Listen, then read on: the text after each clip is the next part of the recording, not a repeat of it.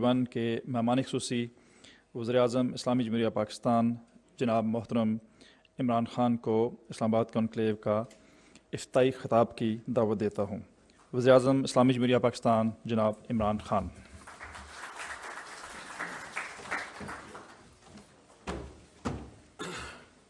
بسم اللہ الرحمن الرحیم۔ ایاک نعبد و ایاک نستعین۔ اعزاز چودھری صاحب، آپ کو اور انسٹیٹیوٹ آف اسٹریٹجک اسٹڈیز کا شکریہ ادا کرتا ہوں کہ آپ نے مجھے آج دعوت دی، اور یہ جو کانکلیو آپ کی 2021 ہے، اس میں اپنے خیالات کا اظہار کرنے کا موقع دیا۔ سب سے پہلے تو میں یہ کہوں کہ ہمارے ملک میں اس طرح کے تھنک ٹینکس کی بہت ضرورت ہے۔ بدقسمتی سے جو ہم نے پاکستان کے ساتھ ہم بڑے ہوئے ہیں، ہم نے جو دیکھا کہ ہماری یہ بڑی اچھی کوالٹی کی پلاننگ کمیشن تھی 1960s کے اندر، اور اس پلاننگ کمیشن سے پاکستان کی جو پرابلی سب سے زیادہ اس ملک کی اکنامک ترقی بھی ہوئی، اور بلکہ دنیا میں ملیشیا جیسے، ساؤتھ کوریا جیسے ملک بھی پاکستان آئے اور انہوں نے پاکستان کو ایز اے ماڈل دیکھا۔ تو یہ جو ہماری ریگریس ہوئی، ہماری جو انٹلیکچول بیس جو ہمارا ایروڈ ہوا، ہم نے اپنی سبلیٹ کر دی اپنی انٹلیکچولزم اور اپنی تھاٹ پروسیس، اور ہم بالکل ایک ان اوریجنل قسم کے ملک بننا شروع ہو گئے۔ جب ہم جو باہر سے آئیڈیاز آتے تھے ان کو اڈاپٹ کر لیتے تھے، ہماری اپنی اوریجنل تھنکنگ ختم ہو گئی، کیونکہ جب آپ کے تھنک ٹینکس ہی نہ ہوں تو آپ تو باہر سے آپ تو کبھی کسی آئیڈیا لیں گے باہر سے، جو بھی نئی ٹرینڈ چلے تو اس کے آپ غلام بن جاتے ہیں۔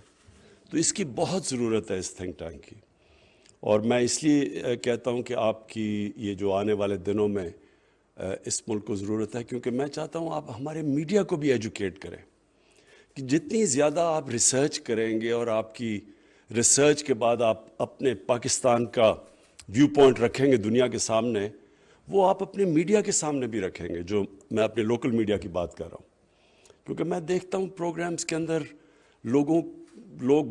وہ ایک فریز ہے کہ ignorance makes the best argument. پتہ ہوتے نہیں ہیں لوگوں کو، چیزوں کے اوپر بولتے جا رہے ہیں، اور وہ لوگوں کو بھی مسلیڈ کر رہے ہیں، اور پھر اس سے ملک کے اندر کوہیژن بھی نہیں آتی، کوئی نیشنل انٹرسٹ کا بھی سمجھ نہیں آتی کہ نیشنل انٹرسٹ ہے کیا۔ تو لہٰذا اس کی بہت ضرورت ہے، اور میں امید کرتا ہوں کہ آپ جس طرح آپ باہر سے بھی اسکالرس کو انوالو کر رہے ہیں، اور یہ آپ اس طرح کی ڈبیٹس کر رہے ہیں، اور جو آپ پیپر پروڈیوس کریں گے، میں امید کرتا ہوں کہ یہ انشاءاللہ آپ کا یہ گرو کرے گا، اور آپ بجائے یہ کہ ہمیں دنیا ڈیفائن کریں، ہم اپنے آپ کو ڈیفائن کریں۔ مجھے بڑی تکلیف ہوتی ہے جب سے 9/11 کے بعد خاص طور پہ باہر امریکن تھنک ٹینکس بیٹھے ہوئے پاکستان کے اوپر پروناؤنس کر رہے ہیں، نہ ان کو سمجھ ہے، نہ ان کو کوئی لوگوں کی کوئی تاریخ کا پتہ ہے، نہ ان کو لوگوں کو کلچر کا یہاں پتہ ہے۔ وہاں بیٹھ کے وہ ڈیفائن کر رہے ہیں، یہ ایکسٹریمسٹ ہے، یہ فنڈامنٹلسٹ ہے، یہ وہ ہے، وہ اسلامک بام ہے، یہ اس طرح کی چیزیں، یہ سب باہر سے پروپیگنڈا ہمارے اگینسٹ آتا تھا، اور میں ہمیشہ فیل کرتا تھا کہ یہاں کبھی بھی ایک کنسیڈرڈ رسپانس نہیں ہماری طرف سے آتا تھا۔ مختلف قسم کے رسپانسز آتے تھے۔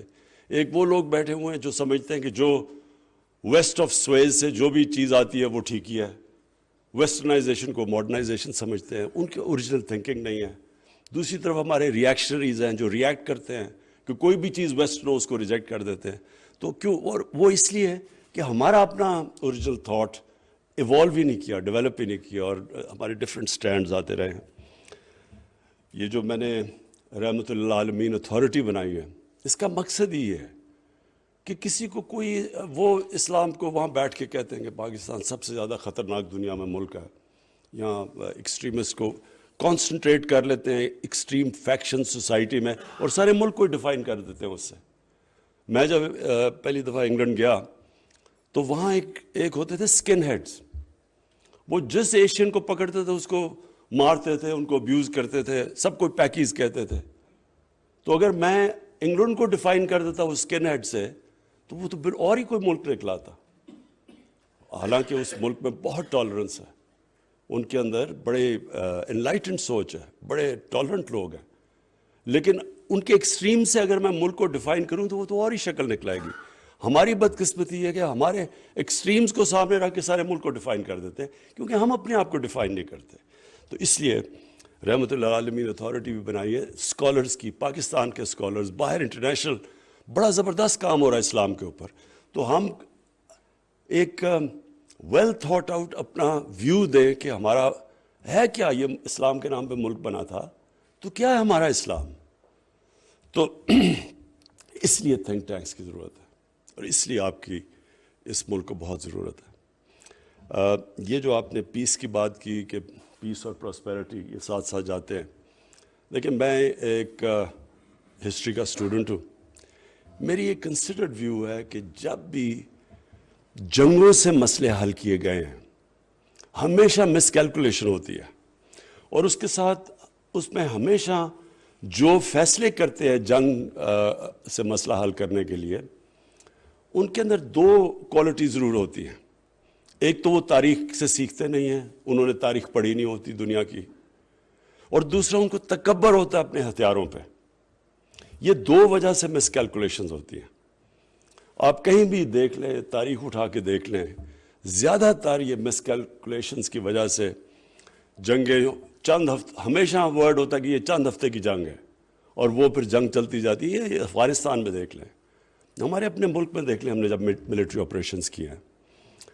یہ ابھی دیکھ لیں, یہ جو ایتھیوپیا نے ٹیگرے کے اندر وہ کیا, خود اس کے پرائم منسٹر نے, اور میں اس کو جانتا بھی ہوں اچھی طرح, کہتے یہ چند ہفتے کی بات ہے.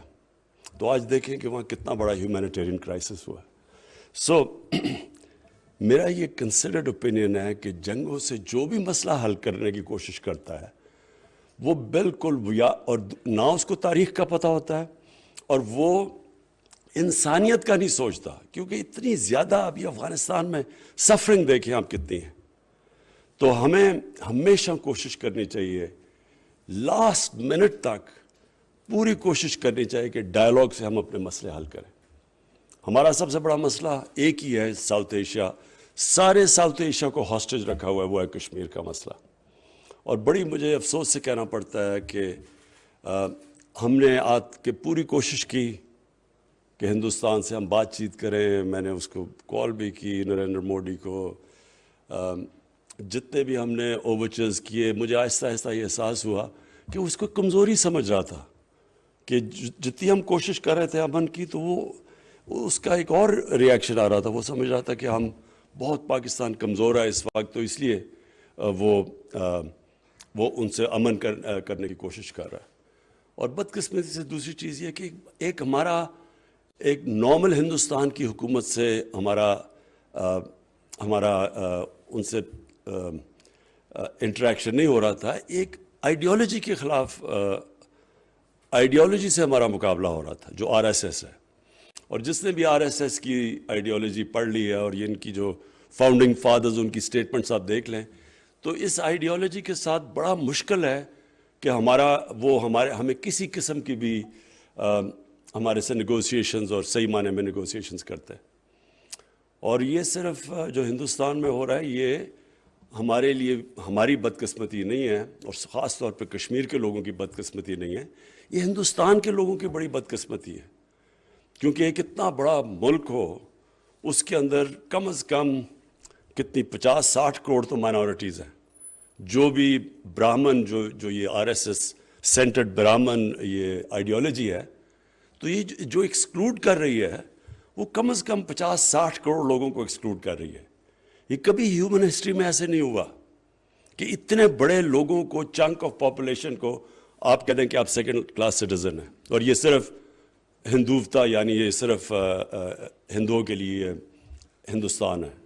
تو اس کے بڑے سویر جو ریپرکشنز ہیں وہ ہندوستان کی سوسائٹی کے لیے ہیں, ہمارے لیے تو ہیں ہی, اور کشمیر کے لیے جس طرح میں نے کہا کہ وہ جو ان کا ظلم سہ رہے ہیں, لیکن ہندوستان کے لیے اس کے آگے ٹائم بتائے گا کہ ان کے لیے بہت مشکل وقت سامنے ہے.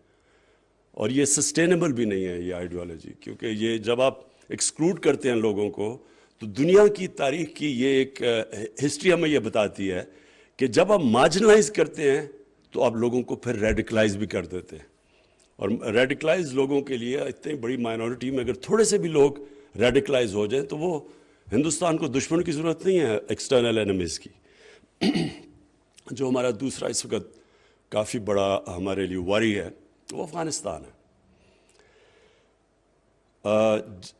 پہلے تو میں یہ کہوں کہ یہ بہت برا ہو سکتا تھا, اس سے بہت برے حالات ہو سکتے تھے. ہمیں خوف یہ تھا کہ یہاں سول وار شروع ہو جائے گی.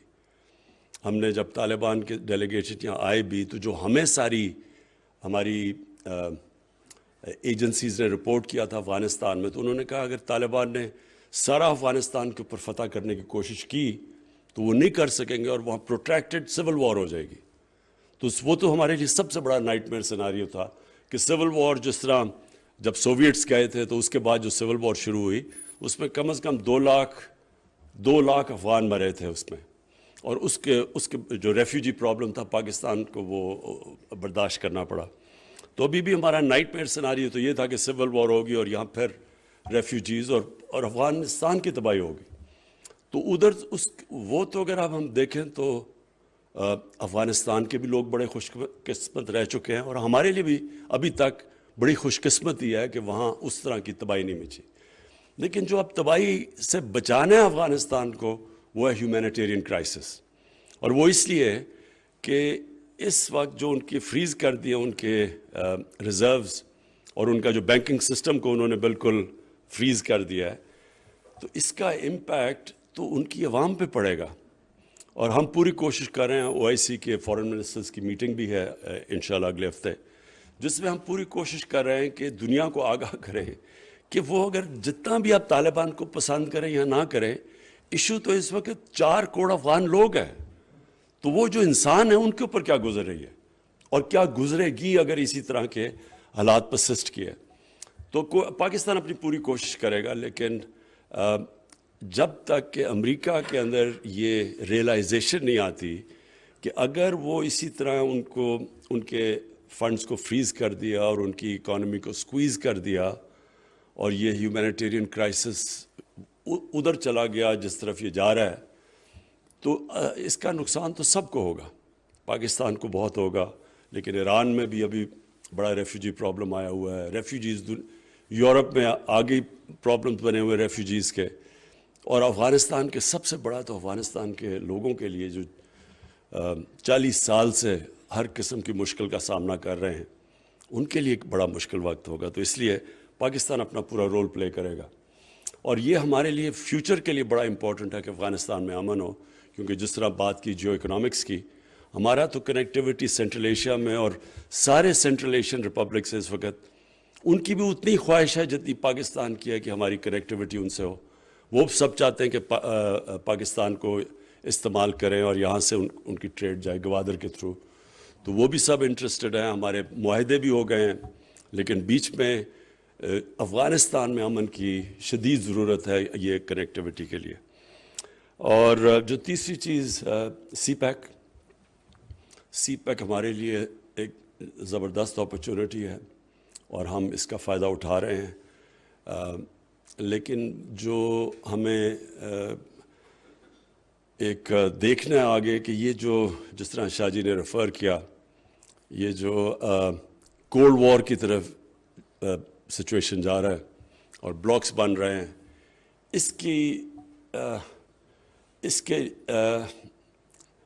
اس بلاکس کے بننے کو روکنے کے لیے پاکستان کو پوری کوشش کرنی چاہیے, کیونکہ ہمیں کسی بلاک کا حصہ نہیں بننا چاہیے. یہ جو پہلے کولڈ وار تھی اس سے بھی دنیا کو بڑا نقصان ہوا, اور یہ جو اب بننے جا رہی ہے کولڈ وار, اس سے بھی پاکستان ہم وہ ملک نہیں چاہتا کہ جو پھنس جائے اسی, جس طرح ہم پچھلی باری حصہ بنے تھے کولڈ وار میں. ہم چاہتے ہیں کہ ہم اگر لوگوں کو اکٹھا کریں. ہم نے پوری کوشش کی جب سعودی عربیہ اور ایران کا سٹینڈ آف تھا تو پاکستان نے بڑا رول پلے کیا اور اپریشیٹ کیا گیا دونوں ملکوں نے کہ ہم نے وہ ایک بڑا کرٹیکل فیز تھا جدھر ان کے اندر کانفلکٹ ہو سکتی تھی, تو ہم نے اپنی پوری کوشش کی اور انہوں نے اپریشیٹ بھی کیا. ہم یہ بھی چاہتے ہیں کہ اب یہ جو امریکہ اور چائنا کے بیچ میں یہ جو کولڈ وار ہے، پاکستان نے جس طرح 1970 میں اوپن کیا تھا چائنا امریکہ کے لیے، اسی طرح ہم ابھی بھی کوشش کرتے ہیں کہ ہم کسی طرح یہ جو ان کے فاصلے بڑھتے جا رہے ہیں اس کو روکیں. اگر ٹریڈ کے اندر کمپٹیشن ہے وہ تو ہمیشہ رہی ہے دنیا کی تاریخ میں، لیکن یہ اس سے آگے اس طرف نہ چلے جائے جس طرف جس طرح کی سوویت یونین اور امریکہ اور ویسٹرن کنٹریز کے بیچ میں تھی. آخر میں کلائمیٹ چینج کی بات کرنا چاہتا ہوں. ہماری گورنمنٹ پہلی گورنمنٹ تھی جس نے اس کو فلیگ کیا جب اب نے 2013 میں پختونخوا میں فیصلہ کیا بلین ٹری سونامی کا. تب سے پتہ چلنا شروع ہو گیا تھا، سائنس آ گئے تھے پاکستان میں کہ گلوبل وارمنگ سے ہمالیہ کے جو گلیشیئرز ہیں وہ پگھلنا شروع ہو گئے، تو اور پھر گلیشیئر لیکس بننی شروع ہو گئی ہیں.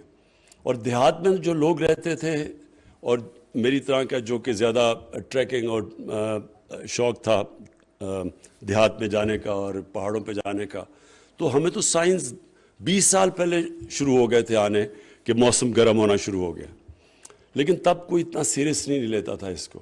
پاکستان میں تو کبھی کسی نے سوچا بھی نہیں تھا کہ یہ کتنی بڑی تھریٹ آگے آ رہی ہے. اور پاکستان ان 10 ملکوں میں سے ہے جو سب سے زیادہ ونربل ہے کلائمیٹ چینج. اور ایکچولی ہندوستان بھی بہت ونربل ہے کیونکہ جو وہاں بھی جو انڈو گنجیٹک پلین ہے اس کے اندر تو زیادہ پانی تو گلیشیئر سے آتا ہے، تو وہاں بھی بڑی ونربلٹی. اور ہمالیہ کے جو گلیشیئرز ہیں وہ زیادہ تیزی سے پگھل رہے ہیں بنسبت جو کاراکورم کے گلیشیئرز ہیں. تو ہمارے تو جو آدھے سے زیادہ پانی آتا ہے وہ کاراکورم اور سلیمان رینج سے آتا ہے. تو ہندوستان میں تو ان کا سارا ہی ہمالیہ سے پانی آتا ہے گلیشیئرز کے اندر. تو ہمارے دونوں کے فیوچر کنیکٹڈ ہے. ہم دونوں کو مل کے یہ کلائمیٹ چینج کے اوپر پورا زور لگانا چاہیے. لیکن ابھی تک وہ جو سیریسنس ہے ورلڈ لیڈرز کے اندر وہ میں نہیں دیکھ رہا. اور وہ اس لیے نہیں دیکھ رہا کیونکہ ان کے جو کمرشل انٹرسٹ ہیں وہ کلیش کر رہے ہیں جو کہ سٹیپس چاہیے کلائمیٹ چینج کو روکنے کے لیے. یہ بڑا ایک مسئلہ بنا ہوا ہے کہ وہ ان کے لیے، اور میں سمجھتا ہوں کہ ہمارے لیے بھی یہ سارا ڈے ٹو ڈے پرابلمز آتے ہیں کہ آپ نے ایک طرف اپنے لوگوں کو روزگار بھی دینا ہے، آپ نے اپنی اکانومی کا بھی دھیان رکھنا ہے. تو آپ اگر وہ سٹیپس لیں گے ہندوستان میں تو ان کے پتہ نہیں کتنی بجلی کوئلے سے بنتی ہے. پاکستان میں تو منسکیول ہے، ہم تو سب سے کم کنٹریبیوٹ کر رہے ہیں ایمیشنز کے لیے، لیکن ہندوستان میں تو بہت زیادہ ان کی بجلی کوئلے سے بنتی ہے. تو وہ سارا وقت پھر یہ بیلنس کرنا پڑ رہا ہے کہ اگر ہم یہ سٹیپس لیتے ہیں تو یہاں بے روزگاری ہو جائے گی، لوگ ہیں ڈیموکریٹک گورنمنٹ سے ہماری گورنمنٹ خطرے میں آ جائے گی. یہ ساری جگہ پہ یہ پرابلم بنا ہوا ہے. لیکن اگر آپ سٹیپس نہیں لیتے تو دنیا کو آپ مشکل میں ڈالنے لگے ہیں آگے، اور بڑے سیویئر کانسیکوینسز ابھی سے ہی نظر آ گئے ہیں کلائمیٹ چینج کے، جو کہ ویدر پیٹرنز چینج ہو گئے ہیں ساری دنیا میں. تو اس میں ہم کم از کم پاکستان اپنی پوری کوشش کر رہا ہے اور ہم نے جو سٹیپس لیے ہیں وہ ساری دنیا کے اندر اپریشیٹ ہوئے ہیں. لیکن یہ جو ریجن ہے یہ کریکٹڈ ہے. جس طرح بھی اعزاز صاحب آپ نے بات کی، ریجنز ڈیولپ ہوتے ہیں، صرف ملک نہیں ڈیولپ ہوتا. تو ہماری یہ ریجنز کے اندر 2 پرابلم ہیں. ایک تو ہم بالکل پولیٹیکل ڈفرینسز کی وجہ سے ٹریڈ بڑی کم ہے، کانفلکٹ کی وجہ سے ٹریڈ کم ہے. دوسرا جو آگے کلائمیٹ چینج ہے اس میں بھی ہم کنیکٹڈ ہیں. تو اس لیے ہم دعا کرتے ہیں کہ ایک دن ہندوستان میں ایسی حکومت آئے جس سے ہم لاجک سے اور سینٹی سے بات چیت کر سکے اور اپنے مسئلے حل کر سکے. اور ہمارا مسئلہ صرف کشمیر کا ہے، اور کشمیر کا مسئلہ بھی بندوقوں سے اور بم سے نہیں حل ہونے لگا، یہ صرف ڈائلاگ سے حل ہوگا. اور اس کا حل ہے ہی پولیٹیکل ڈائلاگ. اور جو بھی کوشش کر رہا ہے ہندوستان کے بندوق کے زور سے اور جو وہ اسٹرانگ آرم ٹیکٹکس کر رہے ہیں اور ظلم کر کے کشمیریوں کو دبا رہے ہیں، یہ کبھی بھی کامیاب نہیں ہوگا. آپ ایک پاپولیشن کے اگینسٹ کبھی جیت نہیں سکتے. اگر پاپولیشن کے اگینسٹ جیت سکتے تو امریکہ آج افغانستان میں جیت چکا ہوتا. اس سے طاقتور فوج تو کبھی آئی نہیں ہے دنیا کی تاریخ میں. اس لیے ہم امید رکھتے ہیں کہ ہندوستان میں ایک ایسی گورنمنٹ آئے گی جس کے ساتھ ہم بیٹھ کے ڈائلاگ ٹیبل پہ اپنا کشمیر کا مسئلہ حل کریں، اور اس کے بعد پھر جوائنٹلی کئی چیزیں ہم فائٹ کر سکتے ہیں. یہ جو پولوشن ہے لاہور میں، یہ جتنا مرضی آپ لاہور میں کچھ کر لیں، لیکن وہ جو آپ سیٹلائٹ سے دیکھ لیں کہ وہ تو دلی سے لے کے سارے پنجاب سے پورا ایک پولوشن کا کور آ گیا. تو جب تک دونوں ملک نہیں مل کے بیٹھیں گے, وہ لاہور کی ہم جتنی بھی چیزیں کریں گے ہم صرف آدھا ہی مسئلہ حل کریں گے. آدھا مسئلہ تو جب تک جوائنٹ دونوں ملک مل کے نہیں کریں گے یہ مسئلہ نہیں حل ہو سکتا. میں آخر میں پھر اعزاز صاحب آپ کو اور اسٹریٹجک اسٹڈیز کی جو آپ کا تھنک ٹینک ہے, میں امید رکھتا ہوں کہ یہ اب گرو کرے گا, ڈیولپ کرے گا. ابھی تو آپ نے شروع کیا ہے, اور میں یہ سمجھتا ہوں کہ اس طرح کے ہمیں اور تھنک ٹینکس کی بہت ضرورت ہے. ہمیں ریسرچ کی ضرورت ہے. سب سے امپورٹنٹ چیز, ہمیں اپنی یونیورسٹیز کے اندر ریسرچ کروانے کی ضرورت ہے. یونیورسٹیز تو ہوتی ہیں جن میں ریسرچ ہوتی ہے, تو یہاں ہماری یونیورسٹیز میں انفارچونیٹلی یونیورسٹیز بن جاتی ہے, کوئی ریسرچ کے اوپر زور نہیں ہوتا. لیکن یہ جب آپ شروع کرتے ہیں تو یہ بھی ہمارے ملک میں بڑی کوالٹی ہے کہ ہم جب دیکھتے ہیں کہ کوئی اچھا کام ہو رہا ہے تو اس کو پھر فالو کرنے کے لیے پھر ساری لوگ ہمارے میں بڑا انیشیٹو ہے, اور یہ لوگوں کے اندر بڑی جینیس ہے فالو کرنے کے لیے. میں آخر میں یہ بھی کہوں گا کہ ہمارا بہت بڑا ایسٹ اوورسیز پاکستانیز بیٹھے ہوئے ہیں, ادھر بڑا زبردست کام ہو رہا ہے. ہمارے بڑے ٹاپ تھنکرز باہر بیٹھے ہوئے ہیں, اور یہ جو ہم نے رحمۃ اللہ عالمین اتھارٹی بنائی ہے, اس پہ مجھے خود حیرت ہوتی ہے دیکھ کے جس طرح کے ہمارے اسلام کے اسکالرز باہر بیٹھے ہوئے ہیں. تو ہم نے صرف ان سب کو ایک تھنک ٹینکس بنا کے ان کو اکٹھا کرنا ہے, اور پھر ایک کنسنسس بلڈنگ کرنی ہے تاکہ ایک نیریٹو ہمارا ملک کا جائے جو کہ ریپرزینٹ کرے ہماری قوم کو. Thank you.